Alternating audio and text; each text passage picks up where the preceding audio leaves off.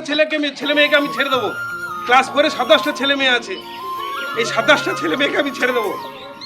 আমার স্কুল শূন্য হয়ে যাবে। এটা আমার স্কুল, আপনাদের স্কুল নয়। আপনারা গলায় দড়ি মারার বাসিন্দা, আপনাদের এটা স্কুল নয়। অত্যন্ত ব্যথার একটা বিষয় এটা। আমাদের এই স্কুলে 400-500 স্টুডেন্ট দাঁড়াতো, এখন 30টা ছেলেকে নিয়ে আমরা ক্লাস করতে হয়। যে কটা ছেলে মেয়ে এসে পড়ালে কিছু ফিডব্যাক পাওয়া যায় না। অত্যন্ত ভালোবাসি আমি গলাইদড়ি স্কুলকে। আমি আমার জীবনের যে কদিন কর্মজীবন আছে আমি স্কুলকে ভালোবেসে যাব।